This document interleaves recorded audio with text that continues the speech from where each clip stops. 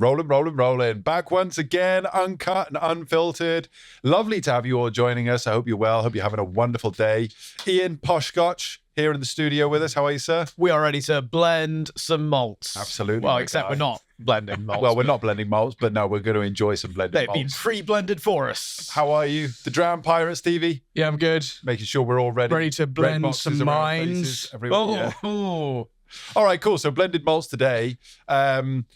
Stevie, you were saying that we've been having a few conversations with people over socials about people being a little bit uncertain as to what a blended malt actually is, right? Yeah, absolutely. Yeah, there's been a few conversations, and even myself, only a few years ago, I was like, is it vatted, blended? And I think the name's changed over It time. has, thanks SWA.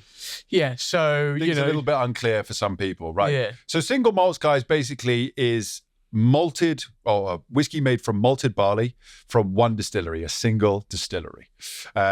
Now, often single malts are vattings or blendings of many, many casks, but it's still a single malt so long as the whiskey is made from malted barley and it is from a single distillery. What we are trying today is blended malts, which is where we are looking at, again, still whiskey made from malted barley, but it can be from a number of different distilleries, at least two, in order to be a blended malt, right? And then you get on to blended whiskies, which is a category in and of its own right, which is not only malted barley whiskies, but also grain whiskies blended in. And again, it just has to have at least one grain and at least one malt to be a blended whiskey. And you can have a blended grain as And well. you can have single grains and blended grains and all the rest of it as well. Absolutely. You're absolutely spot on there, Ian. Let's not go too far down the rabbit hole with explanations, but hopefully that is a sort of a quick summation of what a blended malt is for you guys at home. So as we say, it's malted barley from a number of different distilleries. Here we have got, Jesus wept, lads. 7 bottles. We've got a lot of whiskeys. We were planning this last night. I thought we were going for about 4 or 5. It's a bit daunting, to be honest with you. I also put a video out on our stories and asked people what they'd like to see. what they'd like to see. So do you want to hear a couple? Go on, yeah. So there was 3 or 4 people that said, get the naked malt. Okay. Yeah, that Which was a we did- last minute addition. Yeah, which Stevie we ran out to did the pick shops. up. We do listen to you guys, so make sure, drop us a like on this episode, but drop us a comment. And if you're engaging on the socials, I know, Stevie, you're on the Instagram, isn't it? I'm on Instagram, you're doing the YouTube. I'm doing the YouTube stuff for sure. So just make sure you drop in a comment. If not on the YouTube, I'll answer to you then on the Instagram, and Stevie will be keeping up to date. Like he says, we'll do that the day that we're filming, like he did earlier today or yesterday. Absolutely. And we do engage. So the naked malt was included. He literally ran out to the shops before we were going live to grab that bottle for you. Yep. So naked malt on the lineup. What else? There was a lot of Johnny Walkers, obviously. There was the black, the red, the green, the They're not blended. standards. They're not blended malts other than the green. For sure. So this Right, is the that's thing. interesting because someone said Johnny Walker Black Label, so... Yeah. And this is the thing, obviously a little bit of confusion about what a blended malt is, so that's absolutely fine. We did do a Johnny Walker episode recently, which you'll find the link of in the description, but we've got the green label here back once again for the blended malt episode. Any other particular shout outs, Stevie? Yes, there was on my phone. Socials are busy. Someone said, Nicker from the Barrel, is that a blended malt? I thought it was just a single malt. So it's normally it's Ben Nevis, right? Yes. But because it's shipped out to Japan, I think they maybe label it as a blended malt. Whether it's actually a blended malt or not. So they don't put I anything think else in it? It's not Japanese whiskey either. Do you know what I mean? It's Scotch whiskey. I don't know. Is the answer. I don't know. I thought it had a teaspoon of Japanese whiskey in it. And maybe Right. that's why it's a blended malt. And whether they Right. put the fucking teaspoon in or not, guys, I don't know. Japanese laws are apparently changing and they're getting more strict and more in line with the rest of the world. So Right, at cool. some point in time, Nicker from the Barrel will not be able to be Ben Nevis anymore, not labelled the same way as At it which is point today. I probably won't want to buy it anymore. I have to say, it's one of my favorites as like a sort of core Japanese whiskey that you can pick up straight away. But knowing that it is Ben Nevis, it's unsurprising how good it is, right? For sure, for sure. Cool. Jimmy Jazz says, really, any Compass Box blends? I love JJ. He's always engaging on absolutely, the absolutely. content. Big shout out to Jimmy Jazz. Someone JJ, else said, as I call him. Rock Oyster, occasionally available in Co-op in Scotland. So we've got that one. There That we was go. being renamed. All right, so we didn't manage to do any Compass Box. We'll try and get some Compass There Box we in for JJ next time. But the Rock Island is... Yeah, Rock Oyster got renamed to Rock Island about a year or two ago. So that is Exactly the the same, same exactly the liquid. same thing. Yeah. Cool. there was another Johnny Walker Red or something, and then someone, because I said, supermarket blended malts, someone replied 2 tablespoons of Horlicks and 1 teaspoon of Ovaltine cup of milk, please. Whoops. Sent that last message before I heard the whiskey bit. Anyway, haha. Very funny, mate. Jokers, you're all hilarious. There was a few good recommendations there. The only one I could find was the Naked Malt. Someone said the Woodsman, but that wasn't. Well, it wasn't labelled as blended malt. It was blended Scotch. Yeah, I think that's the thing, isn't it? And even with Compass Box, they do use a lot of grain. So most Compass Boxes are blended whiskies, not blended malts. For sure. No, but there is 1 or 2 I can think of. Yes. But I think they're more limited edition. Yeah, they're not so easy to get your hands on. Yeah, for sure. A lot of Compass Box, even some of their core range, is moving to limited. Like Hedonism has recently been launched as a yearly release. Yeah, for sure. Well, anyway, we've got 7 fucking whiskeys. I think we've got enough for you guys at home. Hopefully, you'll enjoy this. But anything that you do feel we missed, please drop it in the comments below. Where shall we start? I think we've got these in a bit of a lineup already. Have you done that on purpose? I have. He's so well prepared, isn't he? Posh Scotch, making sure we do things the proper way. All right, well, crack away then, my guy. Do you want to get pouring? You never really know. And I think, anyway, it's a good start with this one, keeping it simple, because you talked about it being at least 2 distilleries. This one is 2 distilleries. Mm-hmm. You got Hazelburn from Springbank, and you've got Kilkerran from Glengyle. Here we go again. Go easy on me, lads, this time, will you? No, I've had this since. I have had this since. I gave you a bottle of this, didn't I? You did give me a bottle of this. I told you to wrap your fucking head around it, son. Yeah. Otherwise, you'll get slapped. Have you opened yours, have you? I have. And what do you think? Don't want to spoil anything, but... So, I had it without having about 15 drams beforehand. Right, okay. Like we did on the podcast. And I have to say, I was impressed. It's delicious. Yeah. I was going to say, man, because come on, you like Kilkerran and you like Hazelburn. Mm-hmm. I think you love Kilkerran, and I don't know if you're on the same level as me with Hazelburn. You certainly have not massive fan, but you've got a good amount of appreciation, right? for it. Yeah. So I was like, how could you not like this? Yeah, it was a... it was a long day at the Edinburgh Whiskey Festival. And again, guys, if you haven't seen that episode, it's one of our best episodes. We'll put it in the link. I think it's because, and it's a time, because there was zero thought or ordering into how we went through any of those drams. It's light and fresh, and whilst you can taste a little bit of the peat on the back end from the Kilkerran, for me, I get so much grilled peaches from this. It's a really, really lovely blend, and you're absolutely right. I think it's the perfect balance between the two. It really does showcase the 2 malts as sort of separate components, but married together in such a beautiful way. Yeah. And I think this was the first from the Enigma range that I tried. And as a result, I've been so excited about it. Obviously, is this your 3rd bottle now? Or 2nd bottle? I've had a couple, I'm sure. I think this might be my 2nd, but I think I've got 2 more. Okay. Right. I have plentiful, don't worry. You know me, I keep well stocked on the things that I enjoy. And this is the thing, look, Cadenheads, obviously, it's J&A Mitchell, it's their own malts. Yep.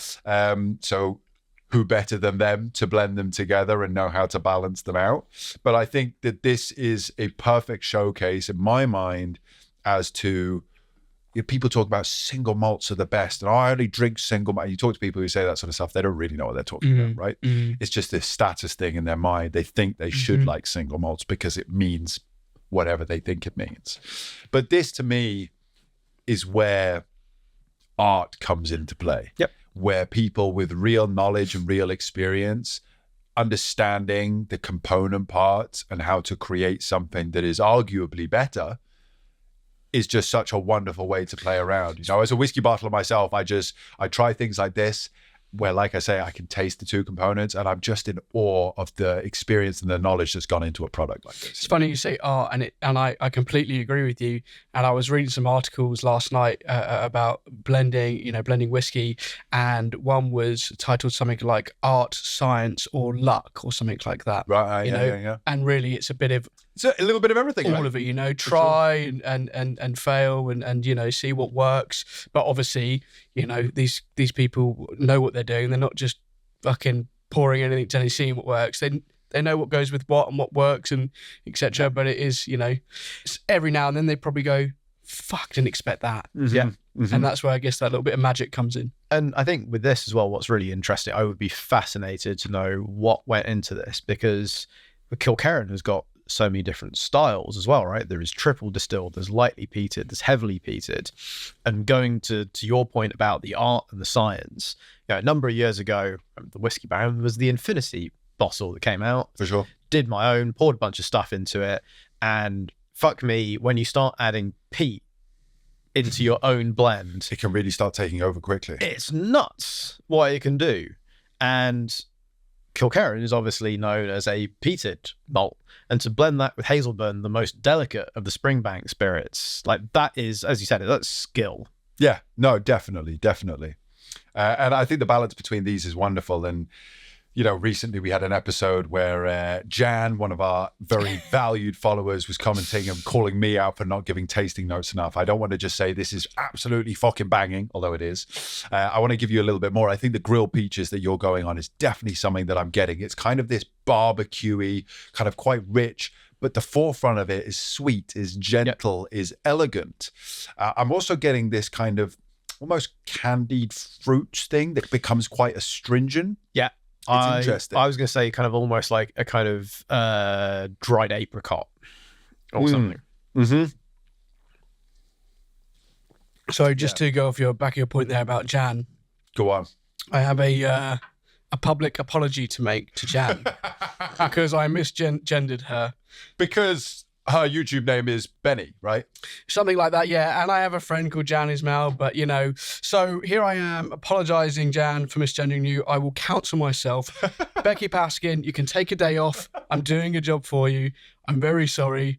But also on that note, we love to see women in the comment section. Especially Jan, but all of you. Jan has called me out, and I love it when people call me out for my bullshit. It's highly engaging. So very, very highly we engaging. love you all. She's always engaging. Big shout out, Jan. And like you say, Stevie, all of the women, don't misgender them, mate. It's not on.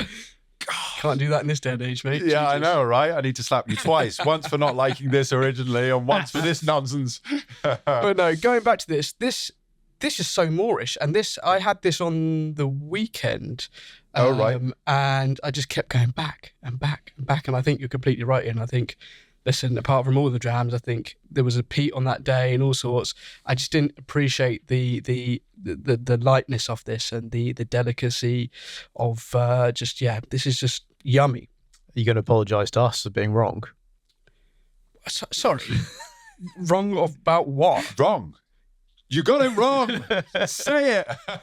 So not only am I counselling myself this episode, I'm going to make another apology. Yeah, a public apology. No, I said my words at that time. No, I didn't enjoy it, and I said buy a bottle. No, you know what? It's important that you're able to say when, and this is the thing, look, so many fucking YouTubers or accounts out there, influencers who, first of all, are buying fucking followers and all this sort of nonsense. We'll never do anything like that here, guys. We like the small and very engaging audience that we have. But also, just everything's lovely. Oh, it's all lovely. Oh, I love it. I love that. And the fact that you could say on one day, I really don't enjoy it, be honest. It wasn't yours on the day. You'd had a fucking skin full of whiskey, my boy, so fair play. Yeah. And now you're coming back to it with a fresh palate. Mm-hmm. And I think that that's really important as well from the point of view of you guys at home. You'll try stuff, and particularly we talk about peat.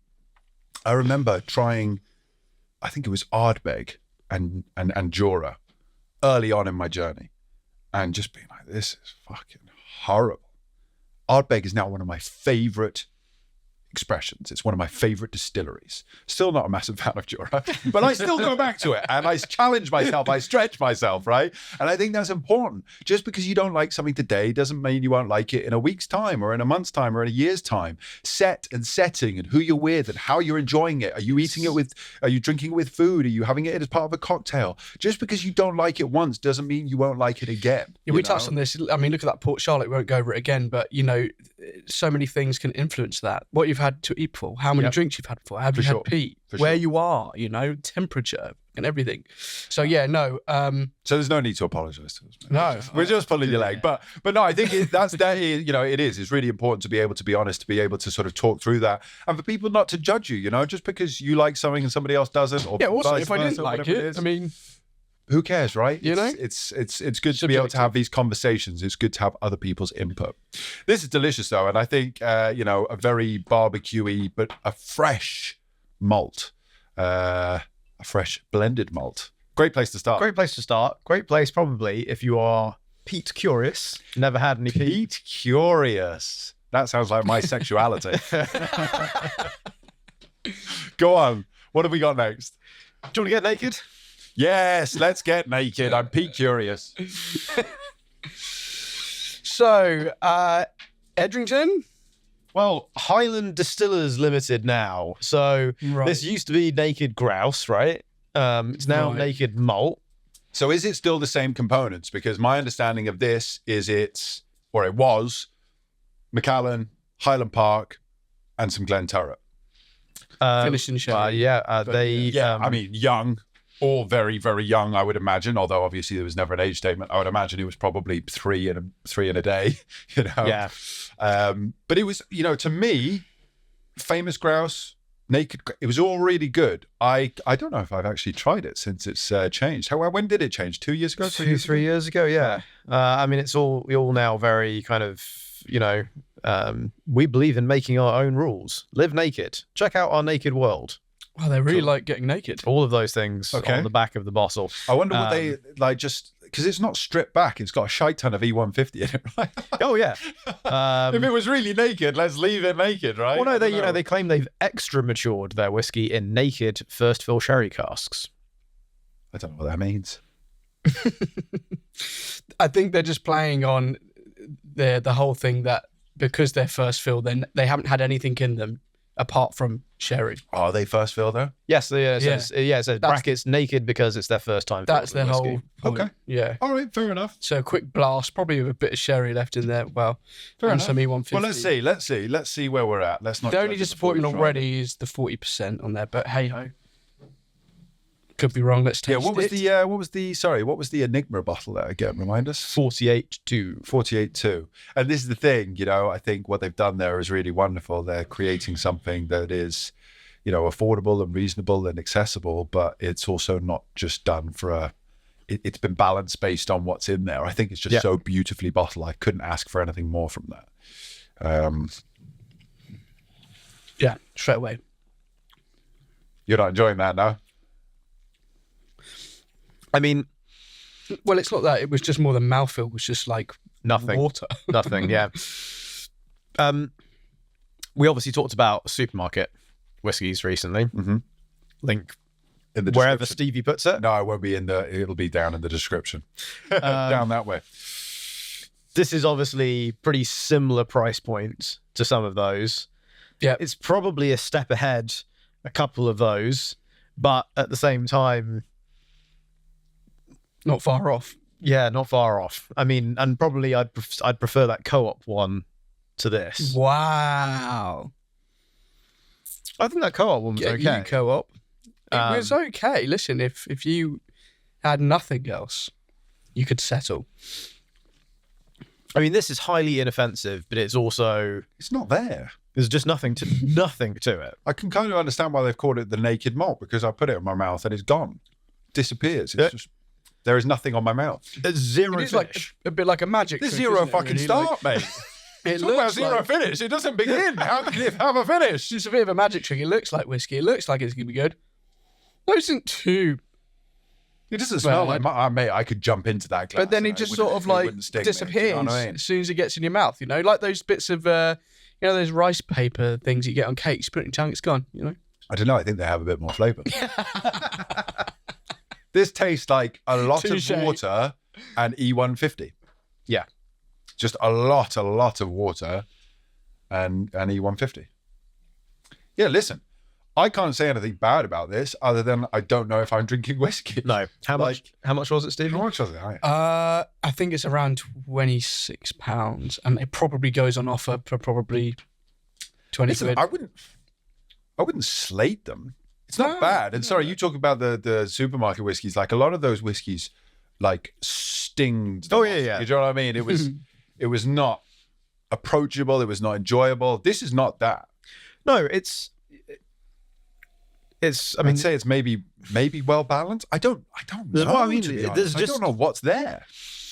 most of those were offensive other than that co-op one. Mhm. But the co-op one was 27, 28 quid. Mhm. And I think I'd much rather spend the £2 on that than this, because this, I think even if you put it in a cocktail, it would just completely disappear. I mean, if you were to tell me that this was like a caramel vodka, I would believe you. Yeah. No, 100%. You could tell me this is anything. I'd have But rest assured, Ian, you won't be sent a bottle of that by them going forward. Not that you want one. I really hope that the recipe has changed, because if this is Macallan, Highland Park, and Glen Turret, it's a fucking waste. Do you know what I mean? Like, Yeah. there's just nothing going on here, and not to say that there's anything bad going. It's just like, it's so empty. Shall we name and shame who told me to buy the bottle? No. No, don't be mean like that. joking. So sorry, people. This was the most recommended, saying that it was Yeah. a really good one. With Johnny Walker, yeah. Well, you know what? Look, this is the thing. Whiskey is so However- subjective, as we said on the last. Talk about that. And as well, we might give them a pass because it might be when it was Naked Grouse, Yeah, but even if 'cause it's someone- not, everyone's entitled Oh, to their no, listen. opinion. everyone has a I think budget it's and so opinion. interesting what people are looking for from a whiskey.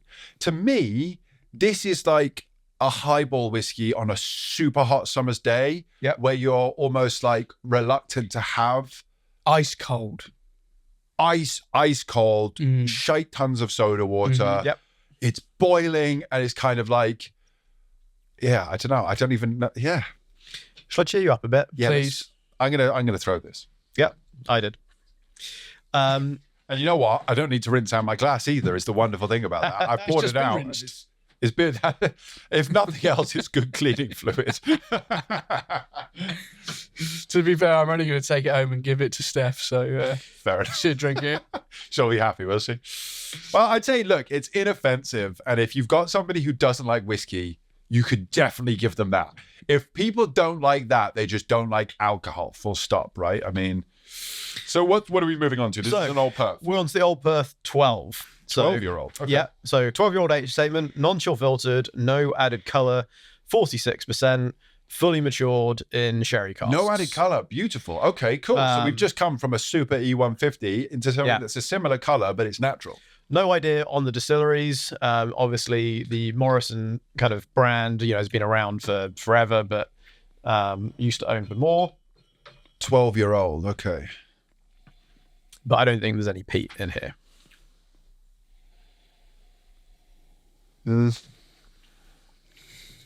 If there is, it's a very minor component, right?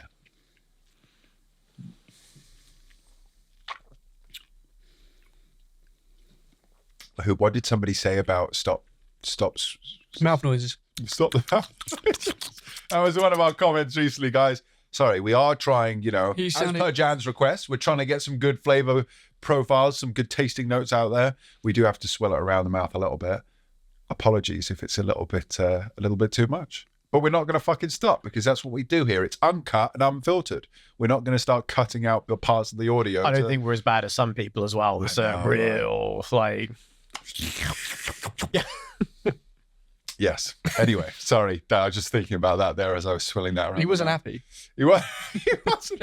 A funny thing about that is, as well, I don't think that person has ever commented on any of our videos before. I think he's commented since. Listen, I'm more than happy to have people tell us when we're idiots and call us out and stuff. Like I say, any comment is a good comment as far as I'm concerned. I'm a I big boy. don't know what to do. I can take some abuse, but that's the thing. I can't change that, unfortunately, my guy. If you don't like it, don't watch. Like, it's going to happen. We just lean away from our mics every time. Yeah, it's crazy. No way. Too much. So yeah, this is a step up from the naked malt. Although I agree. again, there's not loads going on. Considering this is, sorry, did you say it's finished in sherry? no, matured in sherry. Right, that's what so fully matured in sherry. This is a very, it's quite light. Is it bottled at 40? 46. Doesn't taste it. It tastes a little bit thin. It does. Stevie. It does, mate. And not to say bad, I'm not fully decided exactly where. I haven't swilled it around my mouth just quite enough yet. Hold on a minute. But I don't know if there's much there. I think it's so, take into account the price point. IB, it's I think about 47, 48 pounds. So it's not bad. Not bad value for money. Especially, there's not a huge number of 12-year-olds that are 46% and non-chill filtered, blah blah blah. Right.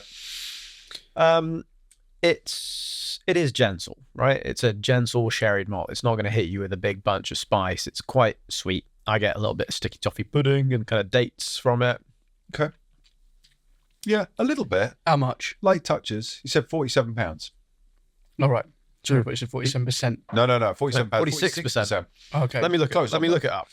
I mean, Go on, sorry. I was going to say 47 quid, 12-year-old whiskey that's... Look, as an IB, I think it's reasonably priced. Yeah, no, exactly. Can't complain. Yeah. Is it I just don't what know. I'd reach for again? For it Probably to be not. fully sherry matured, reading that and buying it, I would expect more. It's not as rich as I would expect. It's not as... There's something missing, and I think that unfortunately they've watered it down to a point. Yeah, I was going to say it's not something's missing. There's something too much, and it's water. It's water, and I think there's been quite a bit taken out of this as a result. I think if they were to release it at 51, 52, 53%, it would have just been left with a little bit more structure, a little bit more body, and I think that that's what I'm missing. So you talk about sticky toffee pudding. There are remnants of a sticky toffee pudding. Crumbs on the plate. Do you know what I mean? It's like when somebody finishes their bowl and as a child, you would literally scrape all of the bits off the inside of your bowl, lick your bowl clean, right? It's like that. I'm longing for more. I've had that small taste of sticky toffee pudding, that small taste of that sort of caramelly toffee sauce, and I want to have a proper taste of it. I think it's the water, but there's almost just a little bit of that kind of damp wood kind of vibe at That's the interesting. end. Do you know what I mean? But I think it's the water. I don't know if I would agree with damp wood. I think that there's touches of wood spice, but again, to me, it's just not quite that well balanced. It's not hitting my But it's palate. just too much water. And I think I think that's what we can agree on. Whether you see it as damp wood or just unbalanced wood tannins, it is too much water for me, unfortunately. And again, like I say, look, we've had this conversation before. It's not to say something shouldn't be at 40% or shouldn't be at whatever. To me, this tastes 40% or even lower. The fact that it's at 46 to me really says, yeah, look, I think they should have left it just that bit stronger to leave the structure of the dram, to leave the rich tannins and flavors that the sherry will have imparted over these 12 years, because I think there is potential in this glass. Yeah. Oh, I think you're being a little bit harsh on it. I think it's, does it blow me away? Is it something I'm reaching for all the time? No. Is it a good enough dram for what it is and the price? I think it is. Yeah, fair enough. He just wants to keep his sponsor, that's all it is. Yeah, in the Gordon and MacPhail episode, apparently I was getting paid by Gordon and MacPhail to Oh, yeah. egg them on. I was. Are you getting paid by Morrison's? No. Not yet. Should be. No. No, I just had a quick look on Whiskey Base, and it's Go got on. pretty good, it gets pretty good rap on there. Hey, listen, I think you're right. Maybe I'm being a bit harsh. It's nice. Yes. But I think that that's how I would describe it first. It's nice. And I think that there's more in the glass here than nice. I think to me, it deserves more than that. I think that it's got real potential, not just to be nice, but to be great. And so that's the thing. Would I buy it? Well, we'll have to wait until the end. Wait and Let's see. just fucking Right. hold on there. Well, let's move on then. See whether I can get you to grate with many of these go on. blended malts that I brought around. So we'll move on to another IB. This time with North Star. Stevie, can you just remind me, sorry, who were these glasses sent in by again? What's the company? A.E. Williams. Sorry, guys. Shameless plug. Not that we've been asked for it. Not that I've been paid for it. Nothing. But I'm just holding this glass again. I've left it in the studio down here, down south in Weybridge.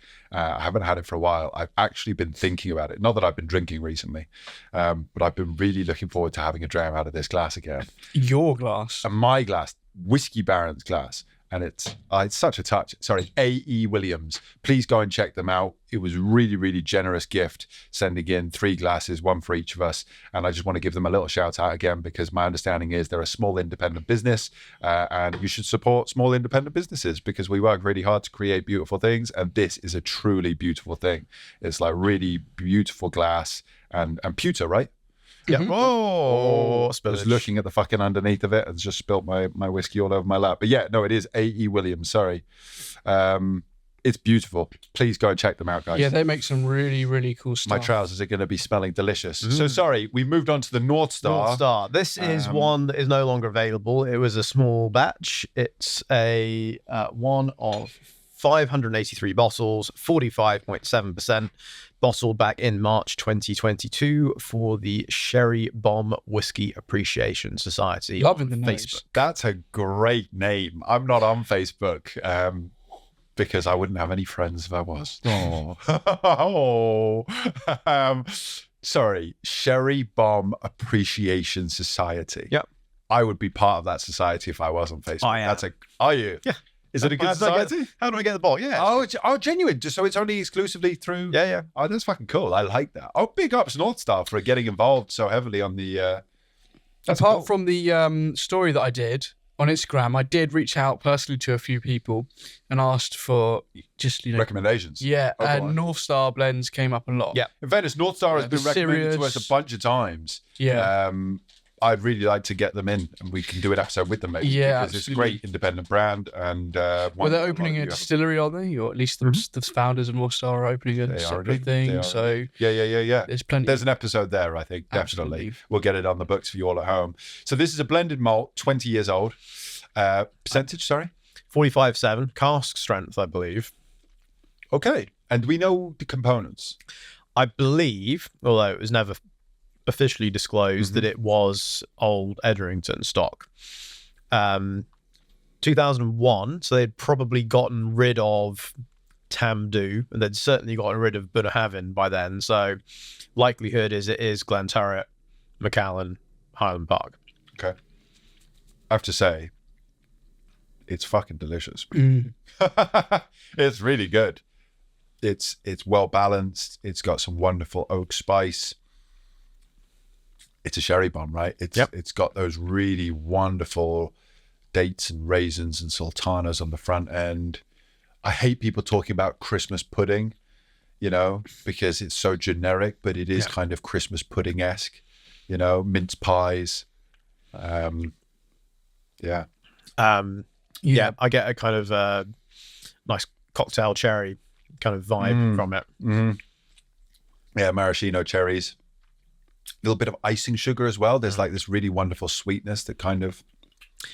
You said Christmas pudding. I get a bit more kind of Christmas cake from it because I think with the icing, that definitely get that. Right, and the a little bit of marzipan. marzipan, yeah. You're right.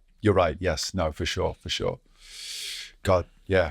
Very, very good. Do you mind me asking, sorry, price on this? Where were we at? This was pretty cheap when it came out. God, I'm blatantly going to get this wrong, but I think it was literally only about 85 or 90 quid when it came out. No. When did it come out? 2002. Oh. 2002. Sorry, 2022. it was yeah. Okay. Yes. I was going to say, sorry, what? Yeah. I know you're old, mate, but you haven't been collecting that fucking... Thanks. Yes, the Alzheimer's kicking in, isn't it? Yeah. Okay, cool. 2022. 2 years ago. Sorry. 2 years ago, 85, 90 pounds. That's insanely well priced. That's very, very reasonable. Sorry, is this single cask? Yeah, I believe so. There were a bunch Blended at of birth, sort of. Yeah. Edrington stuff. There was a lot that was just chucked But in it got casks. finished in. Nope. Oh, okay. Sorry. Yeah. Yeah, as Jay said, likelihood. I'm really Edrington's annoyed not that I blended. spilled the beginning of this dram on myself. I can because pour you this some is- more, mate. No, it's all right. I probably don't need any more if I'm already spilling stuff all over myself, but it's really delicious. It is so rich and the structure of the dram, the mouth texture is wonderful. Tannin, there is no part of this that I don't like. And at 45 odd percent, the fact that it's cat strength is interesting because it's obviously dropped a lot. But it sits so perfectly. And if water had been added, I would say fucking well played. This is to an expert level has this been watered down, right? But really interesting that it's a 45% at only 20 years old. This is the thing. Obviously, in our professional lives, we're, independent bottlers at the Whiskey Baron, and you occasionally will come across casks that have leaked a good amount, but kept a really high ABV, or that will have dropped a huge amount of ABV, but will have kept the liquid really good. These kind of these rare and interesting oddities of casks that you find that don't really follow the norms. And often these casks just sing absolutely beautifully. So I wonder if this is one of those ones where ABV has dropped. They maybe hopefully managed to retain a lot of liquid. I think so, because 583 bottles.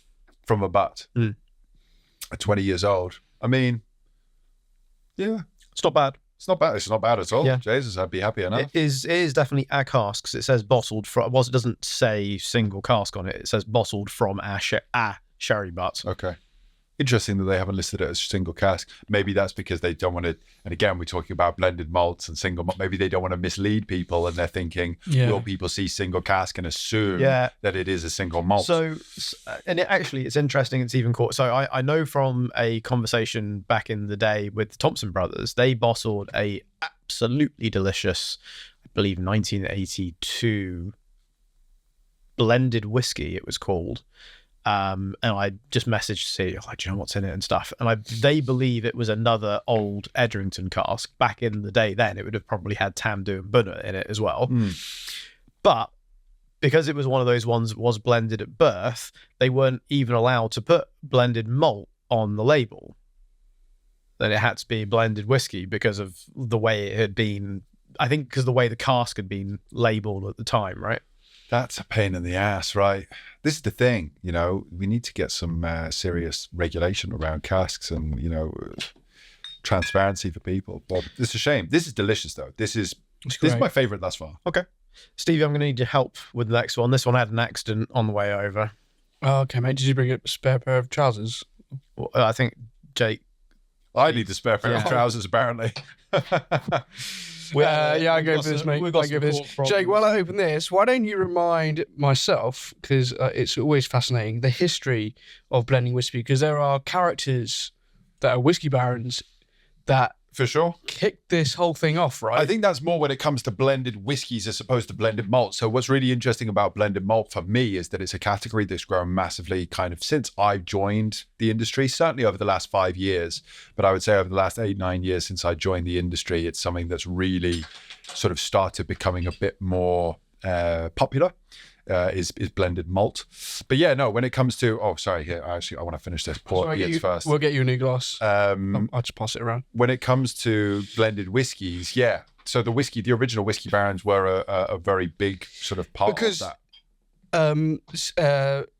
Single malts, weren't really a thing as such back then, were they? Well, they were, but this is the blending thing. Was the single malts would have been the thing that would have been available in your local pub or at your local grocer's, and there would have been probably a cask there where you tapped out of it. For sure. And that was it. And it was a set thing. Whiskey used to be seen as the drink of the rough, rugged Northerners, the Scots, right?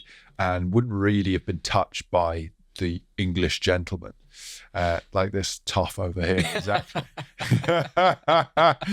But what the whiskey barons essentially came around and did was they started creating recipes based on what their customer base wanted and adding in a reasonable amount of grain whiskey in order to lighten up the spirit style. So that kind of rough, rugged malt, single malt that now is kind of seen as the height of whiskey, like we were saying at the beginning, I must drink single malt. Mm-hmm. Lots of people have that outlook. And I don't really understand why.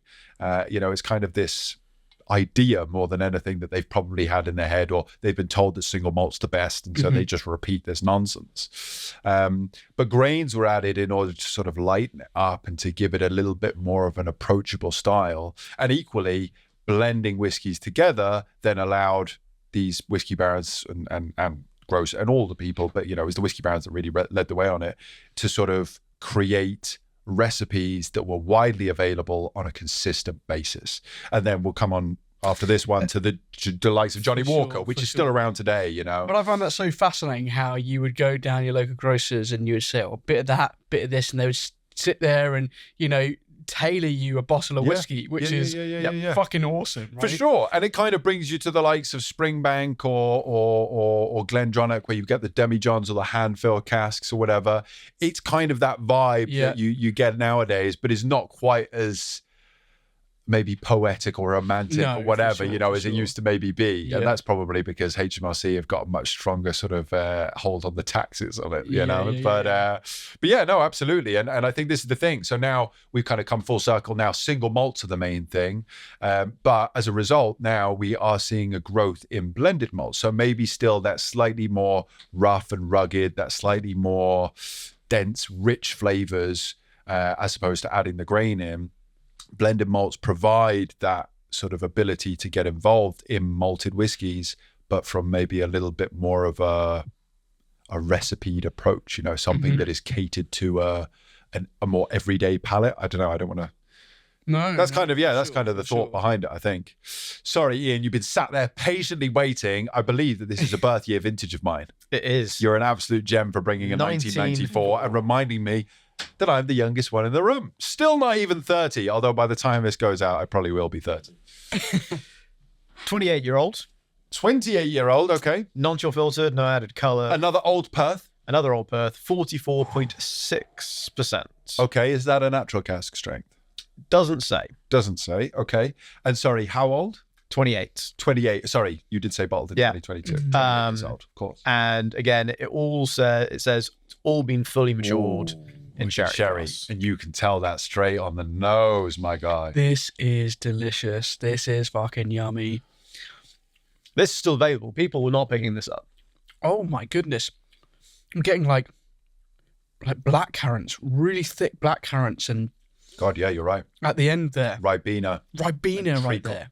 That is real treacle, yeah. Yeah, God, you're right. Black currants is a really interesting one. I can't say I've ever really had black currants. Second time I've had it, the note black currants. Go on. The first time was in the Red Best 27. On Bongo. Yeah, on Bongo, exactly. That was pure Ribena. For sure. But yeah, that is, yeah. That's beautiful. Banging, isn't it? That's really special. It's not quite your typical, you've both picked up on it straight away. It's not quite your usual sherried flavour. It's not the sticky toffee pudding or the Christmas cakey style. It is that slightly richer, slightly sweeter, plum, which is weird because sherry casks are already sweet. But this is this PX? Does it say? I'm assuming that this is PX. It must be. It doesn't have the dryness of the Oloroso. There's not really huge amounts of tannins. Could be a mix of both, right? On first approach. Could be a mix of both, for sure. Hey, look, I've only had one sup there, but... Do they denote what's in it? Or is it just okay? Other than the fact it's all been fully matured and it was all distilled... In Ribena casks. Yeah, in Ribena casks. And all distilled in 94, that's it. I think the SWA would have a fucking fit. Fully matured in Ribena casks. What? Oh, it's delicious. It's so delicious. I got this from the lovely chaps at Aberdeen Whiskey Shop. You got given it? No. Oh. You paid for it. I paid for it. I was going to say, you're a good... Normally, you do pay for your stuff. I know you've got a wonderful Instagram page. You get sent a good amount of stuff, but... No, I was up there, had a chat with them. We tried a couple of drams, and I walked off with this, and it was a pretty good price. I think the RRP is like $220. Okay. They had a bit of a discount going, and I think I paid $180 for it. Okay. It's not cheap. It's yummy, though. 28-year-old. It's not bad. No. I suppose for me, as an independent bottler, if I was going to bottle a 20, I would want to be able to denote what's in it. That's the only thing that makes it seem a little expensive. So you're absolutely right. As a 28-year-old, it's actually incredibly well priced. But as a whiskey enthusiast, as an independent bottler especially, I just feel like I want that bit of extra information. I want to know what the component parts are. This is a blended malt. There's probably not more than 3 or 4 components to this. It feels quite, and I don't mean this in a bad way, it feels quite basic. I mean that in a very good way, actually. Similar to the Enigma to begin with, there are 2 component parts that work in perfect harmony. I feel like there are probably only 2 or 3, maybe 4 component parts to this that are working so beautifully together. It's been expertly crafted. They Morrison's also bought quite a few old Edrington stock casks. For sure. So it is certainly a possibility that is also the case. Right. For sure. I feel like the original Old Perth that we tried, that 12-year-old, whilst it, what we said, definitely not heaps of Bamor or anything, maybe had just touches of, and I don't mean peat, but like wisps of smoke. Yeah. Ever so slight. But again, I just feel like it was too thin. I don't feel I was getting everything out of that. This, to me, is all mainland, Speyside and Highland whiskies. Yep. It's really, really well balanced. It's exactly what I would want from a Speyside whiskey, right? That really rich sherry to the nth degree. Wine gums. Right, for sure. I was just about to say, I cannot shake the blackcurrant thing. Yeah. And for me, it's so sweet. And it's really interesting you just said that. I was thinking, yeah, exactly. It's sweet. I couldn't put my finger on it, but now that you said wine gums, yeah, you're good. Wine gums. Yeah. You're absolutely right, Jan. He's a fucking professional. He knows how to do tasting notes. There's this man. Black Forest Gatto. Black Forest. Yeah, yes. Yeah. That kind of chocolatey, almost coffee. Yeah. Jay, got another question for you, mate. Oh, God, you're chunky today, mate. Go I on. am. And the only reason I ask is because I've seen it on a cask list before, stock list before. Oh, God. Not about ours, but so you were saying that you would want to know what's in there, and obviously sometimes you won't be able to do that. Right. But also, well, you won't be able to do it if you don't have that information. And this is my point coming to is indies obviously will be offered casks that or IBC that are just blended malt liquid. Right. And you won't know what's in it, correct? Correct. So you buy that, taste it, that's okay, bottle it, and they might not even know what's in it. Is that right? Correct. Okay, yeah. I wouldn't buy those casks normally. Because even if you tasted it and it was... Maybe. Never say never. I've been offered many of these sorts of casks before, Yep. or stocks before. Often Yep. I get offered it more in like bulk liters, in tankerfuls or whatever, as opposed to just like a single cask. But you can get offered it in single casks as well, or groups of casks, whatever it is. It doesn't excite me as much because You want to know. not only do I want to know, I want to be able to tell my audience. A big part of, as you know, Mayo, what we do at the Whiskey Brand, why we film all of this stuff here very unprofessionally at Uncut, and more professionally, if you haven't checked out Ian's Enthusiast series, it's popping off at the minute, really enjoying it. We're doing loads of distillery tours. And it's about exactly that. It's about sharing the stories of the distilleries from whence these incredible whiskies have come. As an independent bottler, we don't create our own liquids. Yes, sometimes we mature them in different cask styles, or we'll blend them together to create something unique. We'll age them for a set amount of time and bottle them at the perfect point, whatever we deem that to be. And so we definitely put our own stamp on a whiskey.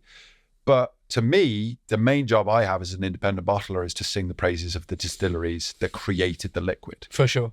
because that's where they've come from, right? Yeah. I can't take credit for that. And so to not know where the whiskey has come from takes that ability away from me. And so it makes me less excited about it. And it's like anything. I personally only sell stuff that I believe in, that I'm excited about, because then it's not a sale. I can go to people and say, try this. It's fucking banging. I love it because of and this is what you're going to get, and this is where it's come from. And what's amazing about this distillery actually is and you should visit there because it's, and so on and so forth, So you're absolutely right. Maybe they didn't know. Yeah, as just Ian for the says, people at Morrison's have been home- around for a long time. Yeah. And I think that there's a good chance that they probably do know what's in this cask. Who's to say? We will never know. More so for the people at home, just to let you know that independent bottlers and private clients do buy just blended malt stock Definitely. listed on paper like that, and you have no idea what's in it. And Absolutely. you can bottle that. And this is the thing, as distillers, that's kind of preferable for sure, because it protects their brands. As we've seen now since sort of 2014, a lot of distilleries are selling trade name spirits. So you get the likes of Craigellachie, which is Blue Hill, Aberfeldy, which is Pitterley, Highland Whitlaw. Park, which is Whitlaw, Yeah. and so on and so forth. Yeah. Now some of these supposedly you can name as distilled at X distillery. Some of them supposedly you can, unless you have a letter from the distillery or the conglomerate that owns the distillery. I think you're playing with fire, to be quite frankly honest. Then there's some like Glenfarclas, which we talked about recently in an episode, which can never be bottled as a single malt and can't even be labeled as Glenfarclas, so it always has to be blended and cannot be denoted, which isn't Not always, that you want to anyway. isn't always that I'm exciting. joking. Don't be mean to I'm Glenfarclas now. joking. And then you've got the likes of Glenmorangie, which are never sold as Glenmorangie. They're always sold into the market, if you can ever get your fucking hands on them, as Westport. But people know that Westport is Glenmorangie. Mm-hmm. So there's all these different rules and regulations. And yeah, look, I think it's interesting. But for me, I always like being able to point out this is where it's come from. This is the incredible distillery that's created it. And this is the thing. For this dram at hand, Old Perth, they've got a really incredible liquid. I'm actually going to say the North Star has just been edged out maybe by this one. It's so unique. Yep. And that's exactly it. You said blackcurrants from the off. I can't say I've ever really had blackcurrants before. I know what you mean with this, but to me, that was a little bit more juicy fruit and like really, Yeah. This is rich, deep, dark blackcurrants, Black Forest Gatto. You're spot the fuck on, Ian. Both of you are rolling with the tasting notes on this one. I'm just piggybacking off of you, but it's delicious. It's really delicious. And it's a shame that they can't denote where it's come from. Are we going to pour Green Label? Should we just do a shout out to Green Yeah, I Label? think so. A shout out to Green Label, yeah. We tried it pretty recently. Recently enough. You Like know. I say, guys, if you haven't seen the Johnny Walker episode, please do check it out. And Let us this know what you one's think. interesting because going to that point, it does have, as we said before, a list of distilleries that are included. It's maybe not the full list on the front of the label. So Talisker, Linkwood, Cragganmore, Kalila. Right, okay. And sorry, guys, did you say this was the only blended malt they have in the Yes. core? In the So core range. This was Yeah. originally launched as Johnny Walker Pure Malt with a green label on it. Pure malt is no longer allowed as a phrase by the SWA. Some people then moved What to is fancied allowed on malts. this bottle? Blended malt whiskey, and then it says a rich and vibrant blend of only single malt whiskey in bold as well. In bold. You can't do that. You moaned about that before. They're Johnny Walker, mate. They can do what they like. I know, right? There's a big backhand going Yeah, to this, sure. don't we? It's not a backhand, mate. They pay their fucking wages, I'm sure, right? You can get it for as little as 35 quid. It's really fucking It's tasty. strong, isn't it? It's a Yeah. very strong buy. It's a very strong buy, yeah. Well, not to ruin the end of the episode, but no, it's a fantastic blended malt. And I think that, again, talking about, where do these recipes come from? Why do people blend whiskeys? Why do people put, Johnny Walker is the perfect example of a brand that has survived through the ages, that continues to smash it out of the park. And I mean, the component parts of that green label are phenomenal. Yeah. The fact that they've put them together to create something equally tasty is very exciting. So, yeah. Talking of labels as well, this is an interesting one. So last ram of the episode, the Talk to me. Douglas Lang Rock Island. I can't believe we're already 7 through. God, we've rushed through them, I feel. This is a special edition. Go on. It's cask strength, the Year of the Dragon, and finished in heavily charred crocodile casks. Okay. Sorry? Very heavily charred cask is sometimes referred to as a crocodile. Never heard of that before, but I like it. Have you not? Ardbeg- I understand why. Yeah, Ardbeg Ardbeg is done it. notorious for using crocodile. Right, I've never heard of that. And this one is a little bit less open than our friends at Johnny Walker, including malts distilled on Orkney, Arran, Jura, and Islay. Right. So Rock Island is a blend of not all island malts, because clearly you're not able to go to Skye and get any Talisker. I think it's very difficult nowadays to kind of regularly get your hands on any Lechaig as well. So, they're going to a number of the islands, including Islay, which is its own fucking region anyway, right? For So For sure. Cool. this one, cask strength, 54.8%. Lovely. So, Thank you. cask strength at 54.8. Some wonderful island malts listed or not listed, but you can give a pretty fucking good guess. I mean, Orkney, it's obviously going to be Highland Park. Oh, yeah, well, it has to be. Islay, you're almost definitely Kalila. Yeah. And sorry, what else have we got? Jura, which is Jura. You'd be surprised if it fucking wasn't. And Arran, which is... Which is Aaron. Or Oh, Lochranza, sorry. Lacranza, technically, I mean, maybe there's some I think- lag in there, I'd but be same company. surprised if there was lag in there. Yeah, to be so would I. honest. But yeah, listen, cool. Some wonderful whiskies either way. And again, not a huge amount of component parts. I think this is the thing when it comes to blending whiskies as a whole, whether they be malt whiskies or blended whiskies, whatever, is keeping your recipe simple. I think overcomplicating things, you start to it's like too many cooks in the kitchen, right? Do you know what I mean? I think they've done that here. I'm pretty sure you'll guess where most of this is from after you've had your first sup. Okay, fair enough. Leave it with me. Fair enough. Okay, this is Kalila. There we go. Didn't even need to put it in your gob. Yeah, okay, fair enough. Well, look, let's be fair to them. Well, or maybe not fair, but let's be understanding at least. Getting your hands on Kalila, at least till late, it was the most readily accessible at a reasonable price point. As a bottler, they'll be able to sort of jump in here. Sorry, this is Douglas Lang, yeah? Yeah. Yeah. Okay. So, yeah, I mean, look, Highland Park, not cheap to get your hands on, even if it's, vatted Orkney malt or whatever you want to buy it as. Jura, definitely not cheap or easy to get your hands on. I know they've been around for a while, but Kalila is still going to be something that they'll be able to readily access. Yeah, look, I mean, the whole vibe with Rock Island is they are going for a salty coastal vibe, right? And I think they capture that, quite well. There's a lovely sweetness in this.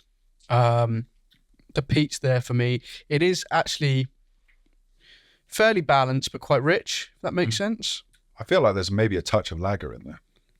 Yeah, I feel that too. Yeah. You know what I mean? Yeah. There's this quite the peats, rich depth. The nose is Kalila through and through. Yeah. The beginning is very sweet. Kalila. Yeah. Definitely. But the peat Not getting any Highland Park, really. No, Not getting that I don't heathery think you side. would. I think with the type Maybe it's the Jura. with the type of casks they've gone for and the more heavily peated island malts, I think they're naturally going to come through anyway, right? Like and I get, despite that, and I think you're right with the sweetness, Stevie, I get a fair bit of lemon as well on the front of the palate, which again, classic Kalila note. Sweet sure. lemonade almost. Yeah. Like, without the fizz, but yeah. Yeah. Jake, you've actually we've released a blend, haven't we? We blended whiskey. I wasn't sure what you were going to say there. Go on. Yeah. We've released a blend. Well, we collaborated with the Somerton Club, I was going to say yes. and you blended whiskies, which I think is it the first and only time so far in your career that you've under our blended? label, yeah. Okay. And obviously you're right, it was kind of a joint label with Correct, the Somerton yeah, Club. yeah. But it was, do we have one? I don't know. Maybe. Is that it? Or is that the? Oh no, this is the grain. Gerber? This is the grain. But it's Okay. a similar, you can have a look at the label there, guys. It's a beautiful Kind of our sort label of, with the. mix of the Somerton Club logo with the Whiskey Baron logo. A very proud moment for myself and my good friend Dan. Shout out to Dan and the Somerton Club. Big If you shout out don't to know Dan. the Somerton Club, please go and check them out. Another great independent company. What were some of your sort of Excuse me. say challenges with blending, like first hand? you Well, know? my challenge with that one in particular was Dan told me that we needed X number of bottles, and then he nearly fucking doubled it about 3 months beforehand. So that before was release. before release. So that was a particularly difficult one, and fair play to Dan. Is that why it became a blend? Was it meant to be a single? Aye. Well, okay. Yeah, it All was right. a fucking nightmare of a thing. And it was great because it's a good problem to have when your business grows as his did. And fair play to him. We were delighted to work alongside him with it all the same. I feel like the grain whiskey that we released as a follow-up was better sort of put together because we had the time and the foresight and we knew, right, we need to give a buffer of this many bottles. So, but the grain, was that a blend as well? No, the grain is a single I grain. thought so. Yeah. Single grain finished in port casks. Okay. Yeah. And what was the blending components of the first release we did with The them? first one was Benriach and Glenfarclas. That's right. Yeah. Yeah. So And really, can you note what percentage wise roughly of what? it was what? majority Benriach. Right. So yeah, it was a slightly younger Benriach, which we blended with a slightly older Glenfarclas. And actually, again, I know we talked about Glenfarclas recently and didn't have a huge amount of positive things to say about it. Those single cask Glenfarclases that I had, and I used one of them for that, it was exceptional. As a standalone, it was delicious. It was a really, really good liquid, which just goes to show Glenfarclas has a lot to be, somebody commented on that episode and sort of said, you should be taking away from Glenfarclas. It's a great entry point. I think it was somebody called Jacob. Shout out Jacob. And thank you for commenting.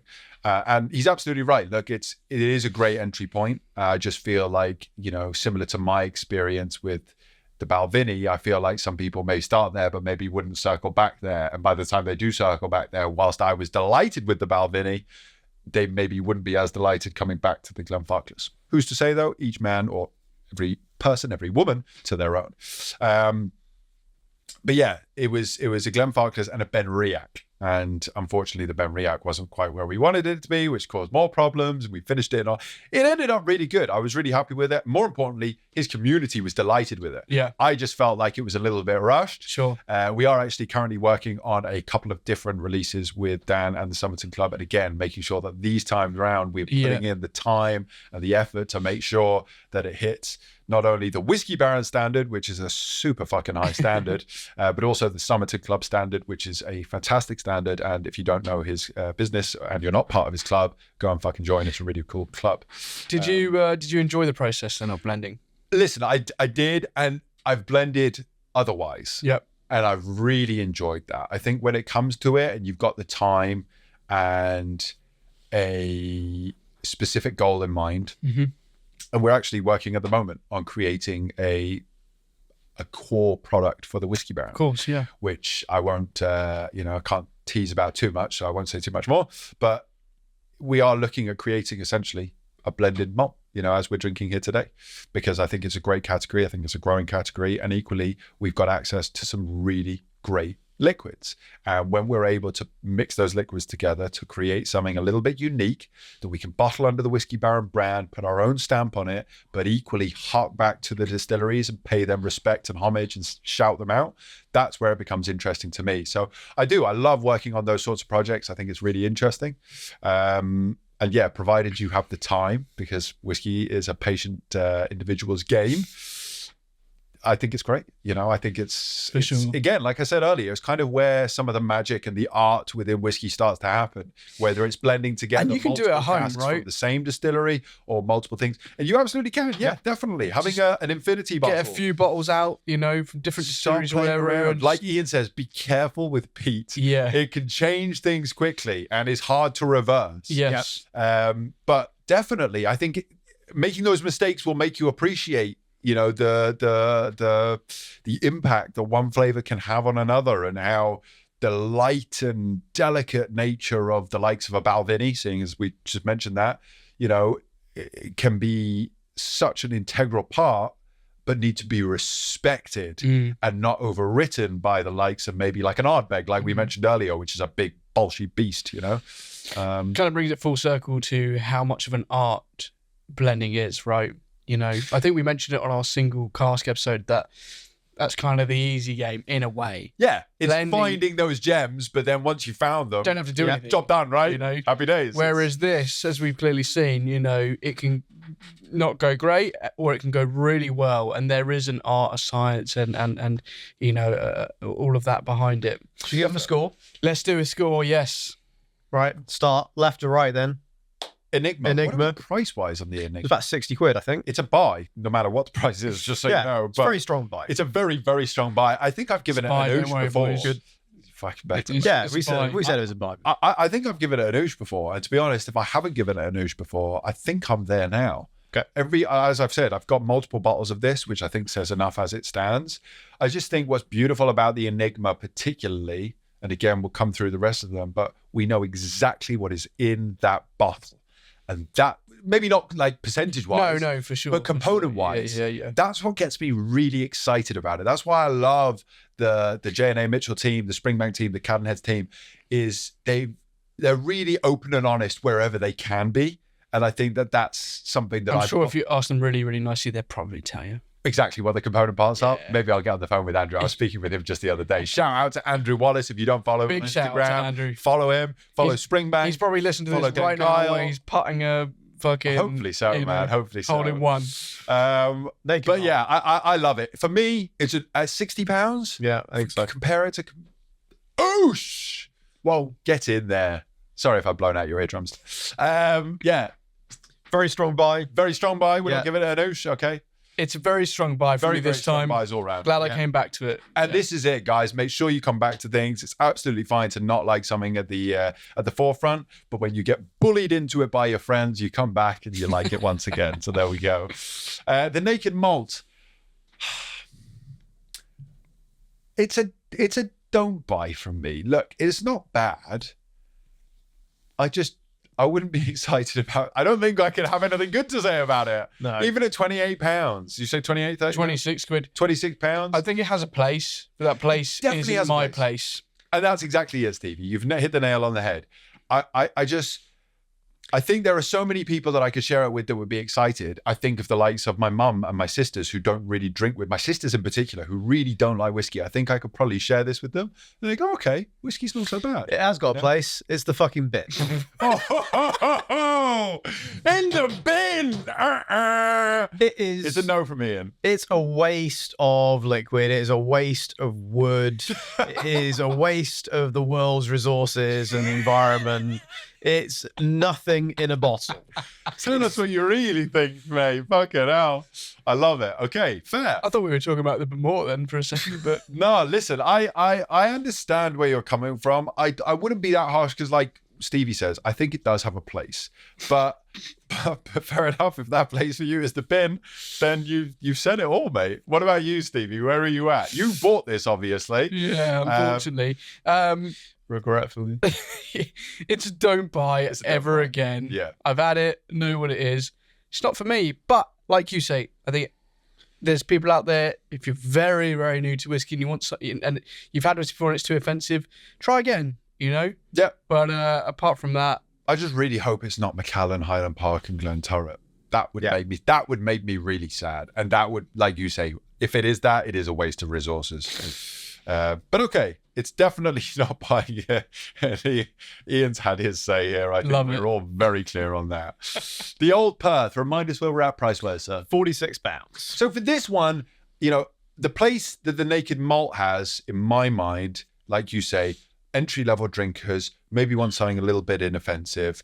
I would rather spend £20 more. Sorry, you said £46. Yeah. Yeah, it's £20 more and get the Old Perth, which, whilst is not really meeting my criteria as something where I get excited about it, it's just something that has a little bit more to offer. The fact that it's natural colour, to me, says that it spent some time in some pretty decent sherry casks. Yep. You know, I do think it is a bit thin.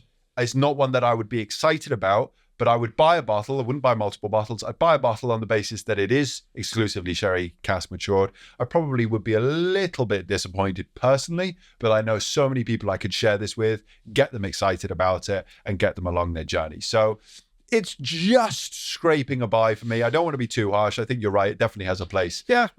Just not in my glass on that frequent an occasion. No, I don't think I'd buy another bottle, but I'm kind of glad I've got it. It will be gone back to from time and time again. Yeah. You know, when people come over that want a dram, it's good house whiskey, right? Yeah, for sure. Definitely. Cool.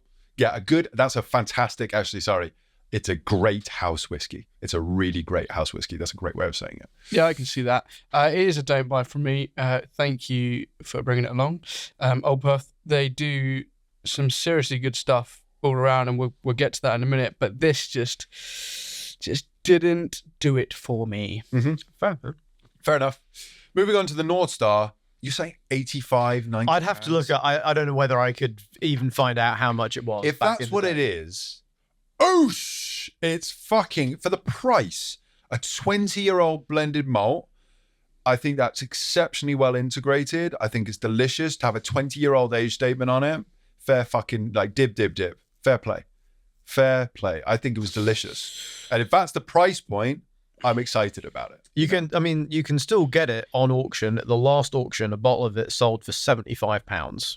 I'm going to be hunting this down. Oh yeah, me too. Don't release this episode too quickly. No, don't worry, mate. Leave it out for me. Yeah, for me, that's banging. Well done, North Star. And as we said, we need to get Ian on, really. Yeah, absolutely. I think that would be great to have a bit of an exploration. It's something that a lot of people have asked for a long time now. So we will work on that for you all at home.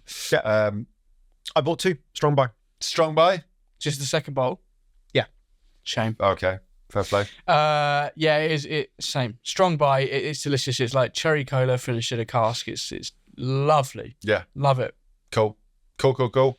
Moving on to the Old Perth, Oh my 1994. God. It's a special vintage for me. That's delicious. Price point. So RRP 220. I paid 180. So for me, it's a strong buy because of the price point. It would be an oosh if I knew what was in it. Yeah. And that's literally, I've got nothing else bad to say about it. It's fucking delicious. It's worth the money.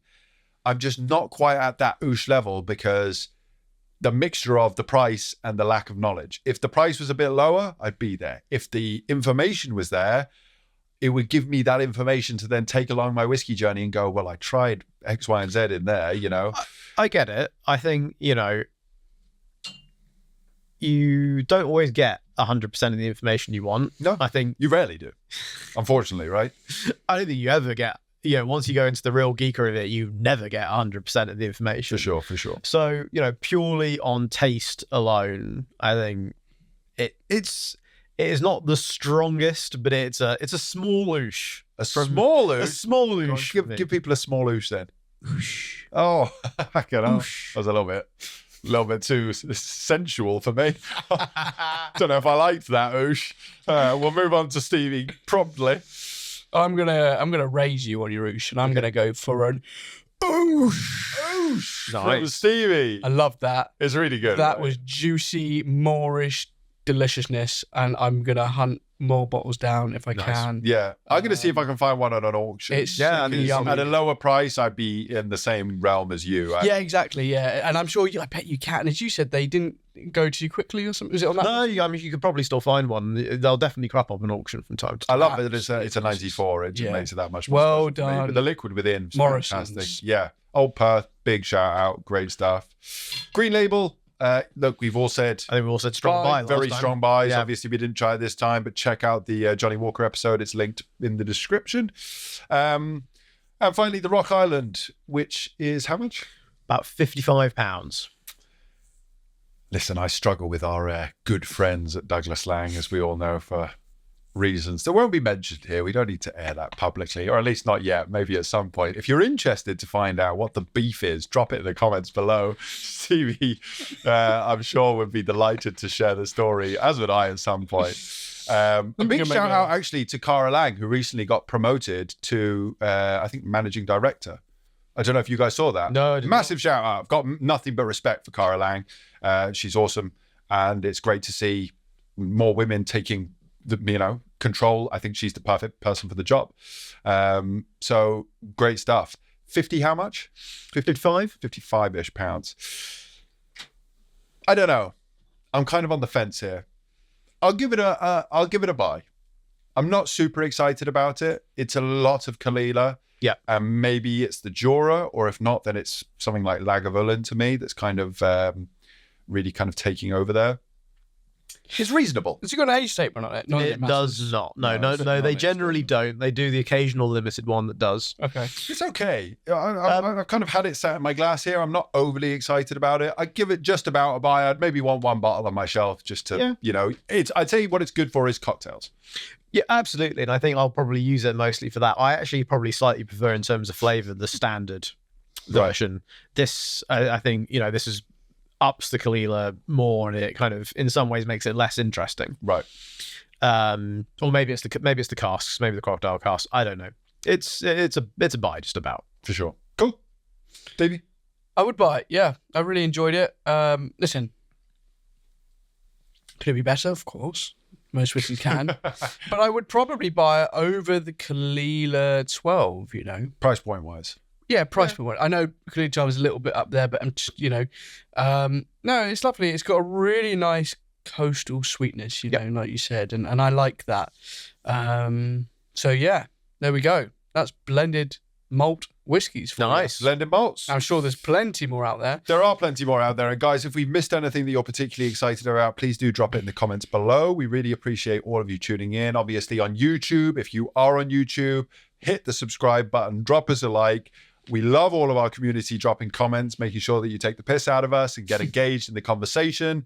If you're listening on podcast channels, that's absolutely wonderful. If you have some time, head over to YouTube, drop a subscribe and a like, but please don't do so if you're not going to engage a little bit every now and then. We're not looking for those bought subscribers that Someone messaged me the other day actually and said that our podcasts are primarily used for when they've just had a baby.